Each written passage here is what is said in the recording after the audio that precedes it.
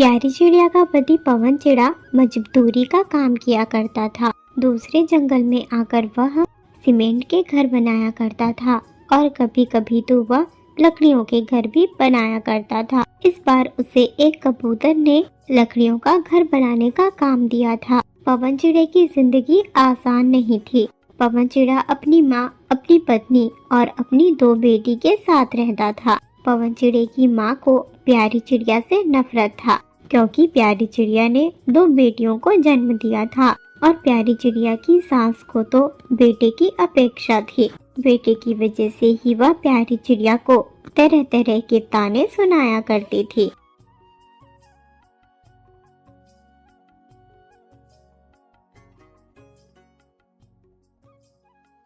एक रोज सुबह सुबह का वक्त था।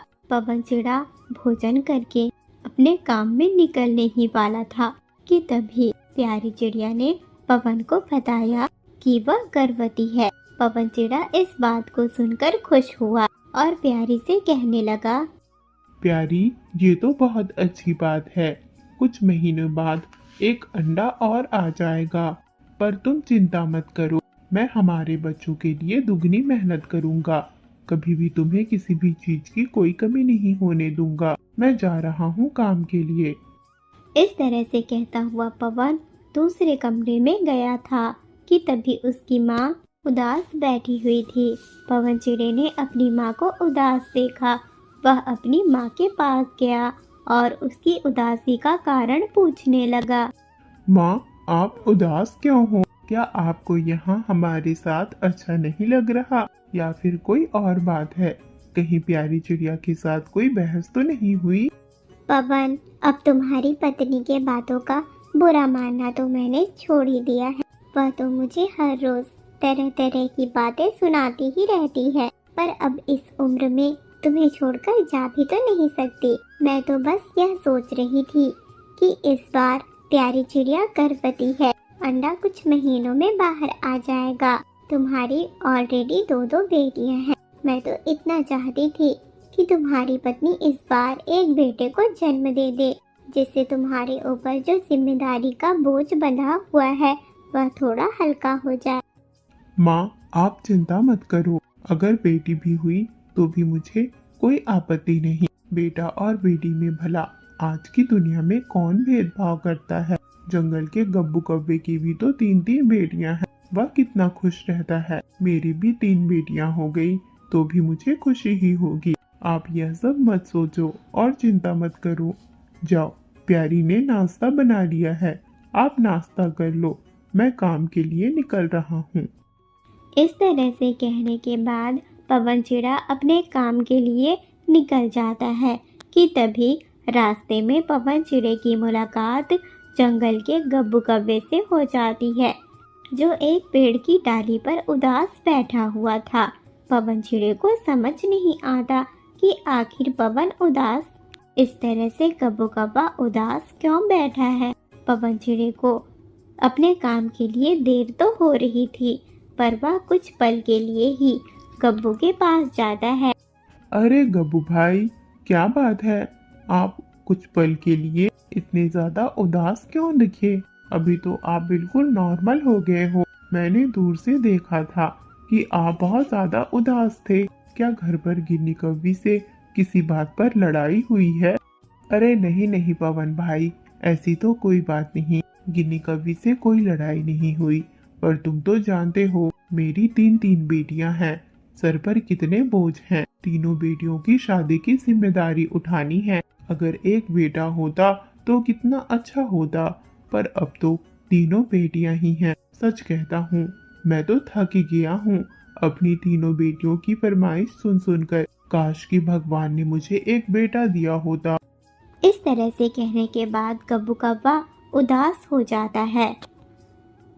पवन चिड़े को अपने काम के लिए जाने में लेट हो रहा था। गब्बू कव्वा अपने घर की ओर और पवन चिड़ा अपने काम की ओर निकल जाता है।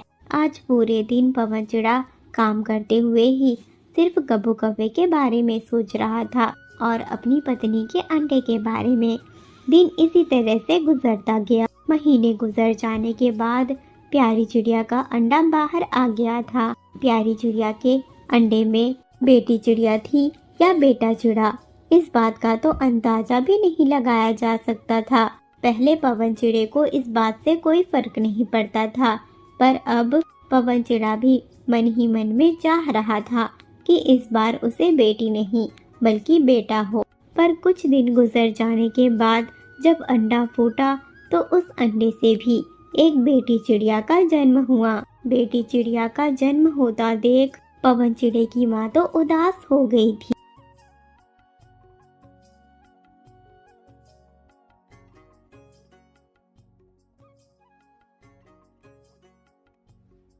कुछ देर बाद पवन चिड़ा अपने घर पर आया, जहाँ पर पवन चिड़े ने भी देखा कि प्यारी ने एक बेटी को जन्म दिया है। पवन चिड़ा भी इस बात से उदास हो गया। प्यारी, ये तुमने क्या किया? इस बार भी तुम्हारे अंडे से एक बेटी चिड़िया का जन्म हुआ है। मैं तुम्हारी और तुम्हारी बेटियों की जिम्मेदारी कब तक उठाता रहूंगा? दिन दुगनी रात चौगनी मेहनत कर रहा हूँ, पर उसके बावजूद भी घर के खर्च तो संभल ही नहीं रहे मुझसे। ऊपर से कर्ज और होता जा रहा है। तुम्हारी बेटियों को दाना खिलाते खिलाते तो मेरा कर्ज बढ़ता ही जाएगा। पवन जी, आप ये कैसी बातें कर रहे हो? आपने तो कहा था कि आपको बेटा और बेटी में कोई भेद नहीं। आपको तो बेटा और बेटी दोनों से बराबर का प्यार है, तो फिर आज आप ये कैसी बातें कर रहे हो? प्यारी, मुझे बेटा और बेटी में अभी भी कोई भेद नहीं, पर मैंने सोचा था कि इस बार अंडे से एक बेटा चिड़ा बाहर आ जाता।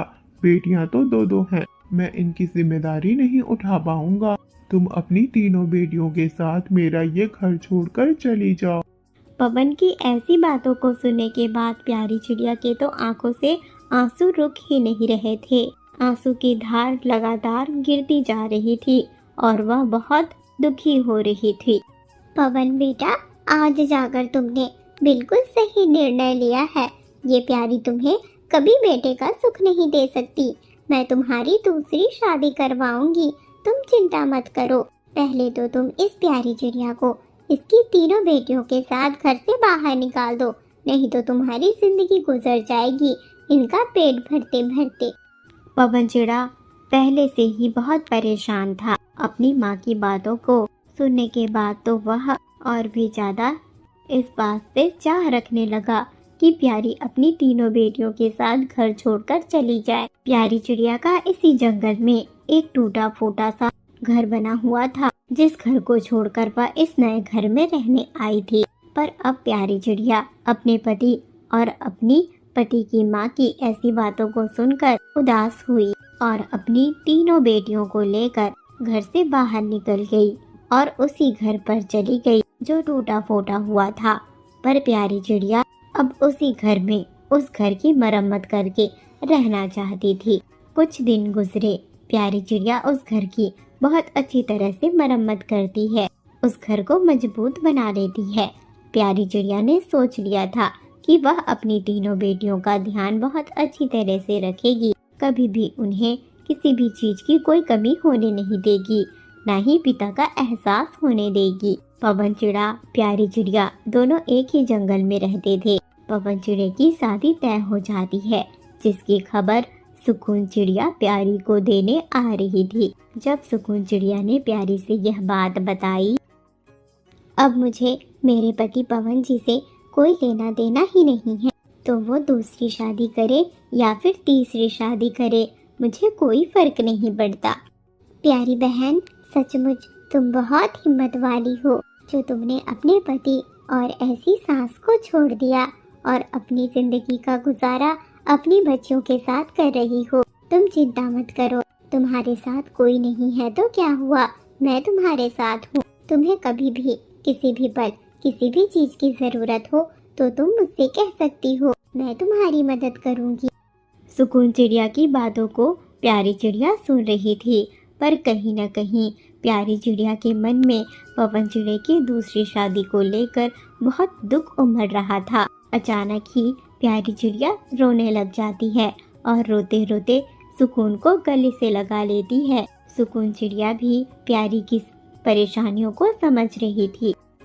अरे वाह प्यारी, तुम्हारी तीनों बेटियां तो तुम पर ही गई हैं। तुम्हारी तरह स्ट्रांग है। अब से तुम पुरानी बातों को भुला दो। अपनी ये जिंदगी तुमने नए तरीके से बहुत अच्छी तरह से शुरुआत किया है। अब तुम इस नई जिंदगी में खुशी खुशी रहो। पुरानी बातों को हमेशा के लिए भुला दो। इसी में तुम्हारी भलाई है। सुकून चिड़िया प्यारी की मदद करने के लिए उसके घर पर आया करती थी। वहीं दूसरी तरफ पवन चिड़िया की दूसरी शादी मेघा चिड़िया से हो गई थी।